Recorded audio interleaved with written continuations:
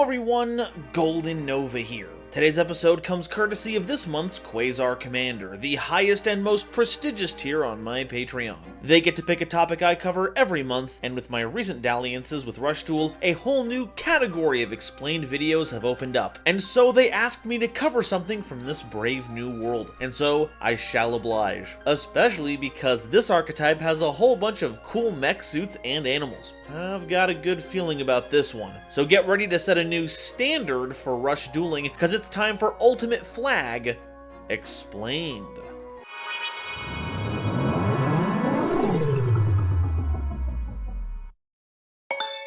Today's episode is possible thanks to viewers like you, as well as my patrons. If you like what I do here, I would super appreciate it if you'd subscribe to help us reach another wonderful milestone video, and if you want to support me directly while getting some awesome benefits, check out the link to my Patreon in the description below. So what's the deal with Ultimate Flag? Well, it's a series of light machine monsters that seek to field some impressive level 7 mechstrosities via swarming. But, you know, this is Rush Duel. Basically every deck is a swarm deck. Ultimate Flag attempts to set themselves apart by being exceedingly aggro, featuring many effects that boost their power, help them get damage through, or prevent your opponent from messing with your big payoffs. They even have some notable appearances in the property itself, being used by a couple of characters in the Rush Duel LP manga. The LP stands for Let's Play. We're really trying to break new ground in that genre, huh? And is also apparently supposed to be the canon theme of the self-insert character of the Rush Duel Switch game, with the archetype's biggest ace monster actually being a pack-in promo for the game. Also, while I was doing research, turns out that kid actually gets a cameo in the real anime. That's pretty neat. First up, let's cover our normal monsters. Ultimate Flag Beast Avant Wolf is a level 4 monster with 1500 attack and 200 defense, and is a gear beast designed for combat. Its doggedness awakens the ultimate fighting bravery. On the other hand, we have Ultimate Flag Mech Tough Striker, a level 7 monster with 2500 attack and 1600 defense. It's an invincible fist that could split a mountain. The flaring battle flag burns within its chest. There is no defeat in the ultimate battle. These two make for a really good taste test for the cards we'll be seeing moving forward, with the ultimate flags being divided into the beasts, which all have 200 defense, and the mechs, which are all level 7 and have 2500 attack and 1600 defense, with the former made to support the latter. And I'm gonna leave it at that. It's a pretty straightforward dynamic, and with Avant Wolf being a gear beast, that's a stone's throw away from a beast gear, and that's a whole other archetype to deal with, so I don't want to be around when they come knocking. Ultimate Flag Beast Aim Eagle is a level 2 monster with 200 attack, with the requirement that your opponent has a level 7 or higher monster on their field, having you send 2 face-up light attribute monsters from your field to the grave, with the effect special summoning a machine monster from your hand face-up to your field, with it gaining 1000 attack until the end of this turn. Seems a bit circuitous. Sending 2 monsters to the graveyard seems like a tribute summon, and since our big level 7s would use 2 tributes anyway, this is just a fancy way to give them 1000 point boost for a turn? And I think that's about the long and short of it, though notably there is no level restriction on the effect itself. So if you're in a pinch, you could send a lower leveled monster to give it a boost just in case. This grants it a fair bit of flexibility in that regard, but let's be honest, summoning out the bigger monster is just more bang for your buck, so you should just aim to summon those ones. Ultimate Flag Beast Bull Tricorn is a level 3 monster with 1200 attack, and has a requirement that you have no other monsters on your field, sending the top card of your deck to the graveyard, with the effect keeping one face down spell or trap card on your opponent's field from being activated until the end of their next turn. This makes for a really impressive starter. While it doesn't actually lead you to your end game, if your opponent has some back row you're worried about, and odds are you should be worried about it, Bull Tricorn can keep those pesky cards locked down while you commit to your big bruisers. And because this doesn't have any other qualifiers than be the only monster you control, this can actually be run in a lot of different aggro strategies that want to force their plays through. Basically, summon this, lock down a card, swing in for game. It's a really comprehensive 3-point plan. Ultimate Flag Beast Lead Unicorn is a level 3 monster with 1100 attack, with the requirement that you have 3 or more light attribute machine type monsters in your graveyard, with an effect that changes a face-up level 4 or lower monster on your opponent's field to face-down defense position. Then, you can special summon a level 5 machine monster from your hand face up to your field. So once you've committed enough to the bit, congratulations! You've got yourself a Book of Moon. Granted, we can only book smaller monsters, it's not going to help us versus level 5 or higher adversaries, but the cronies? We can deal with the cronies. And then we get a free monster out of our hand, a level 5 one to be precise, and we do have one coming up later on in the video, though I wonder if there's some other famous level 5 machine monster that may or may not have some kind of particular synergy with this effect. I'm drawing a blank, I guess it's nothing. Ultimate Flag Beast Surge Bicorn is a level 3 monster with 800 attack, with the requirement that you shuffle 3 machine-type monsters from your grave into the deck, with an effect that, this turn, this face-up card can be treated as 2 tributes for the tribute summon of a light attribute machine-type monster in attack position. So hey, you get a discount on your boss monster tribute summons while recycling your machines. I think that's a win-win right there. And you know, it counts as 2 tributes. It's a bicorn with 2 horns on it? When will Rush Duel ever run out of hilarious little quips? Ultimate Flag Beast Cannon Rhino was a level 5 monster with 1600 attack, with the requirement of sending a light attribute machine type monster from your hand to the grave, with an effect that has you choosing a face-up light attribute machine type monster on your field. You grant it piercing battle damage that turn, then, if you have a face-up machine type normal monster on your field, burn your opponent for 500 damage. Here it is, that big level 5 monster that Unicorn can drop out of your hand. All the levels with none of the tributes, you love to see it. This is one of those effects we have that helps our big bosses push for damage, though keep in mind that for the burn, the monster you empower doesn't have to be normal. You just need to have a normal monster to benefit from it. Combine this with the attack boost you can get from Aim Eagle, and you're looking to put in some serious hurt on the competition. Though I'm pretty sure Catapult Turtle is going to have a few words to say about this if it ever gets into Rush Duel. I figure it has a monopoly on back-mounted robotic animal artillery.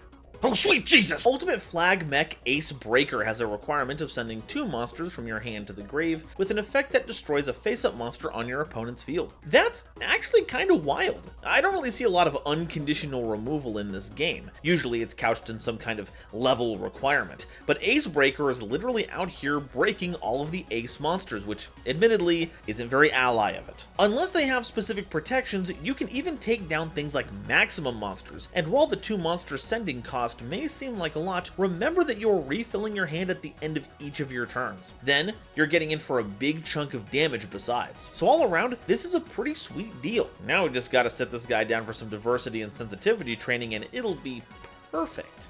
Ultimate Flag Mech Gold Rush has a requirement that has you sending a machine-type effect monster from your hand to the graveyard, with an effect that adds a machine-type normal monster from your grave to your hand. And if your opponent has 3 attack position monsters on their field, you can also special summon a normal monster from your hand face up to your field. Now this is kind of funky. The primary target for this effect is going to be Tough Striker since it's our biggest normal monster, but we can only utilize the summoning effect if our opponent has a full field of monsters, and even then, they have to all be in attack position. Granted, that seems like a situation that crops up a lot, but still seems like one with enough fail states where it can cause some frustration, especially if our opponent plays around it. But at the end of the day, you can still trade in for Avant Wolf, who has an attack that blows the rest of our Ultimate Flag Beasts out of the water. I do love the gold plating here, but does look a little too much like Crystron, Corian, Gandrix for my taste, and we should all know where that leads my mind to.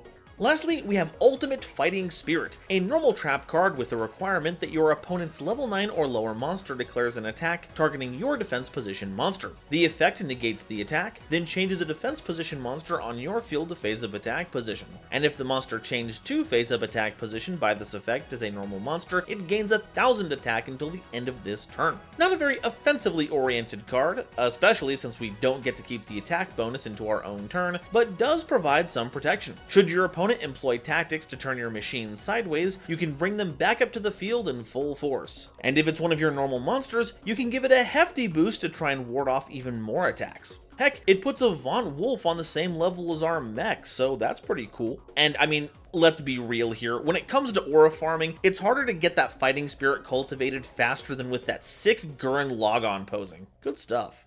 So that's all the Ultimate Flag cards, but what do we do with them? Well, it seems like the name of the game is using light machines to crush the competition, so we're gonna take a look and see if there are any applicable monsters we can use to fill out the roster. So what can we play to help them out?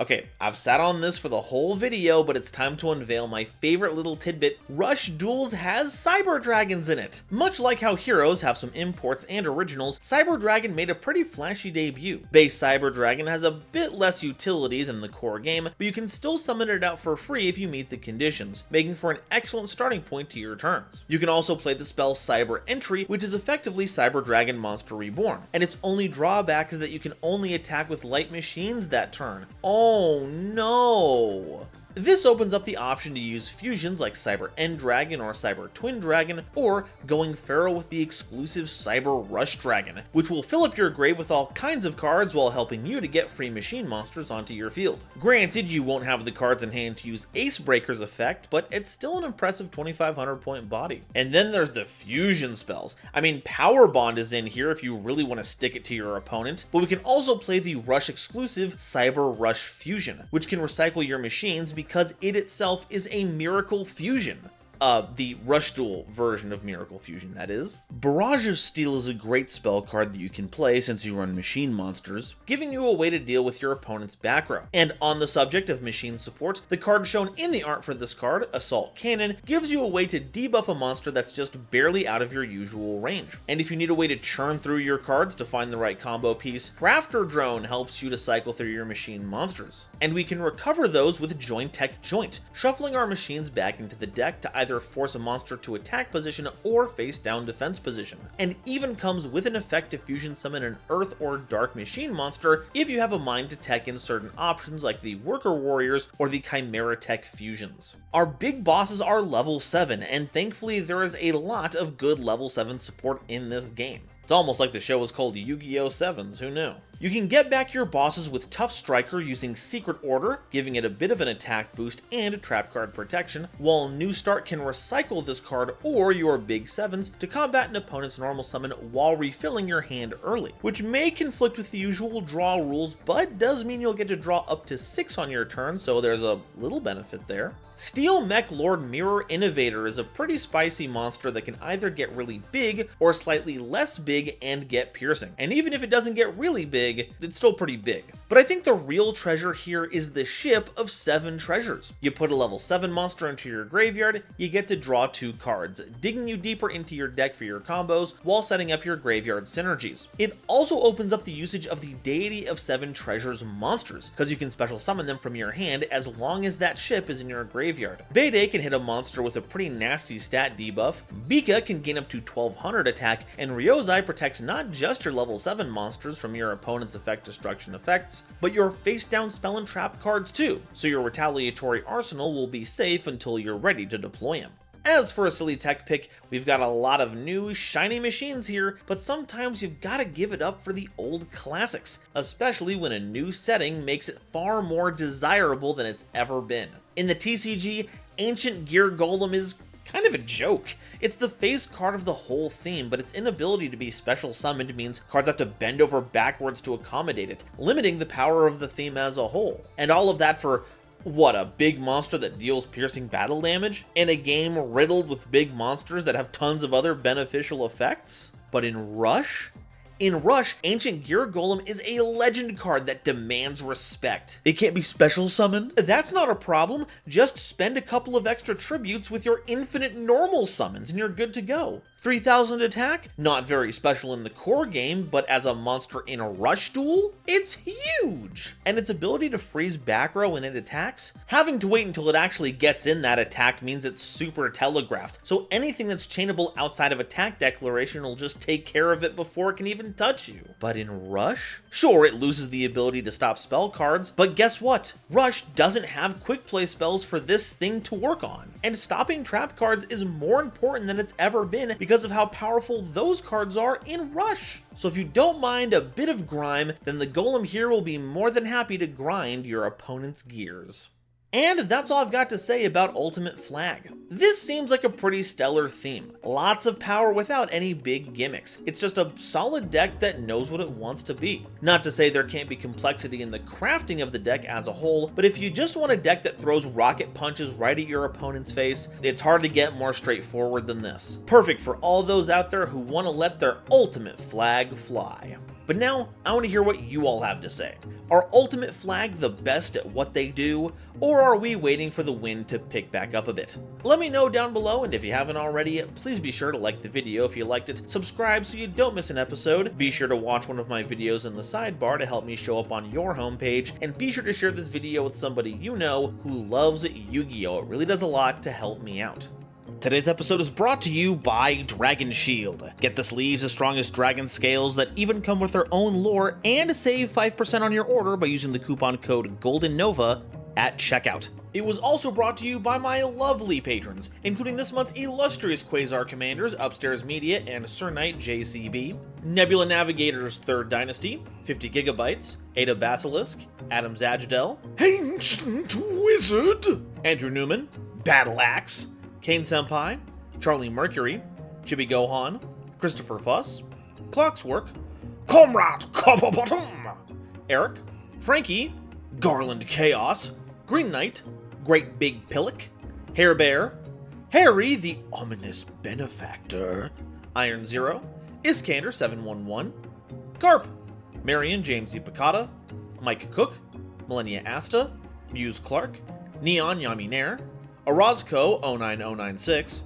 Panther J, Pat Boos, Rank 10 Trains, Rebel King Lucifer, Red Eyes Jackalow, RJ the Jank Monarch, Sonic 21 Blast, The Critic of Innocence, Thievery Coast and the Wizard Moose, Cosmic Crusaders Ally Vatnia, Animasta, Anthrak, A Random Pup, Baden von Tete Sprinkles, Beluga Masta, Blitzwolf, Chaz Ghost, Chibi Gohan, again, Christopher Fuss, again, Chris B, Cool Trainer Dark, Dante Lawson, Dr. Entity RIP, Eki Bullock, Eva Padilla, Herbal D, Kale the Dragon, Lobomaru 02, Manga Pages, Martin Moore 2468, Natiel Lee Alexander, Nitromo, Not Al Gore, Nyx, Obsidian, Pombo, Rhyme Kairos, Shwenny, Shizuki Nijimura, Sophie, apparently,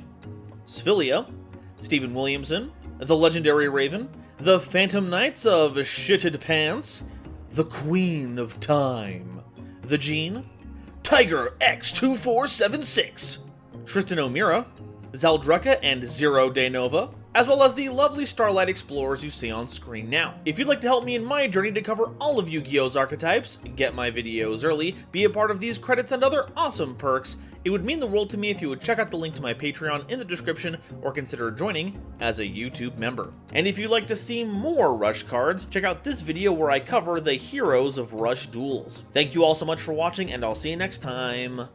Bye-bye.